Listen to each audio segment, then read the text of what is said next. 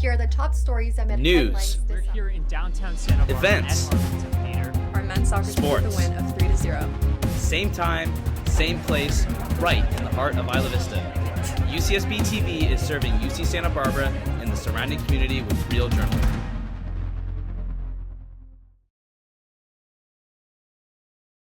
Hello Gauchos, and welcome back to Ucsb-Tv, the university's only broadcast news station, bringing you all the news, sports, and events you need to know in and around Isla Vista. I'm Josh Rhodes. And I'm Arlie Lara. Here are the top stories that made headlines this summer.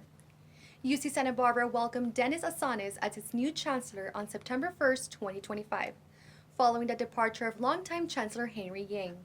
Asanes was a former president of the University of Delaware. He ended his contract a year before it was set to expire. His resignation from the university followed heavy internal and external criticism over his handling of university finances, which have continued since the pandemic in 2020. However, Asane's tenure also saw a record expansion of the University of Delaware campus, especially its science, technology, and advanced research campus known as STAR. In a welcome message to UCSB students and faculty, Asanes expressed, quote, "We will be listening closely, engaging widely, and working with you to strengthen what makes our campus consequential," end quote. In other news, continuing students at UCSB might be wondering about the lack of teachers' assistants in their classes. Yeah, I've been wondering why we had no sections this year. Right? I have so much free time, it's crazy. Well, these changes are a result of state and federal budget cuts to the University of California system. Interim UCSB Chancellor David Marshall acknowledged on July 15th that many departments across campus are experiencing budget shortfalls, prompting not only concerns among faculty, but also students. Marshall expressed, quote, "This challenge is a multi-year process that will set us on a path to financial stability. It will require creativity and a willingness to make choices, set priorities, and think beyond the status quo," end quote. Among changes to staffing, late-night study hours at the library have been severely reduced. UCSB-TV will continue to monitor how these cuts will impact student and campus life as the school year progresses. This summer, UCSB welcomed a new restaurant into the University Center. That's right, Arlie. I'm so excited for our new food option. Mony'S Taqueria opened its doors in the University Center this summer. It offers students the ability to buy burritos, tacos, and bowls on campus. In recent news, UCSB chapter of Turning Point USAID held a vigil on September 26 at Campbell Hall after founder Charlie Kirk, who was assassinated on September 10 while speaking on the Utah Valley University campus.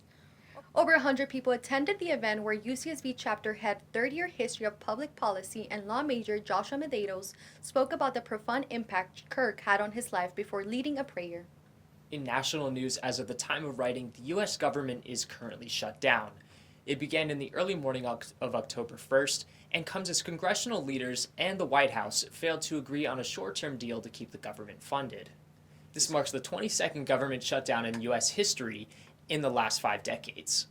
Depending on the length of the shutdown, this could lead to complications for students accessing their EBT, or electronic benefits transfers, and financial aid.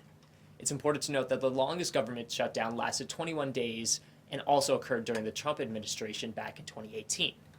UCSB-TV will continue to monitor the situation as it develops.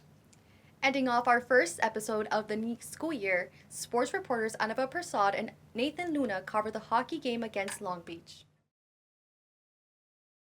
We are here in the studio recapping our team's hockey match and other sports from this week. Starting off, our hockey team faced a tough loss of 4-8 against Long Beach State. Although it was a defeat to our Gauchos, the game was still a lot of action, including performances from the 8 and under Ice Hawks, our own figure skaters, and even some brawls. Players from both sides got ejected from these altercations. On the bright side, Ika Madra scored 2 goals throughout the night, starting the season off right. In regards to other sports, we still had some big dubs this weekend. Women's volleyball, with a comeback from their loss against Long Beach State, returned victorious 3-2 against UC San Diego. For Gaucho soccer, our men's soccer team went head-to-head against UC Riverside with a win of 3-0. 2 goals early on gave them a strong lead, and a goal late in the second half allowed them to secure the win. That's right, Annabelle.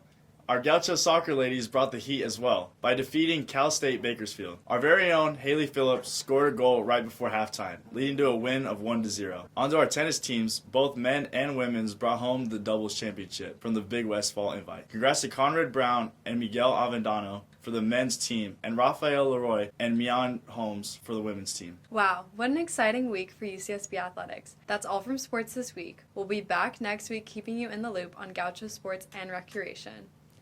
Go Gauchos! Thanks, Annabelle and Nathan. That's all we have for tonight. See you guys next week with more sports, news, and events right here in the heart of Isla Vista. I'm Arlie Lara. And I'm Josh Rhodes. This is UCSB TV.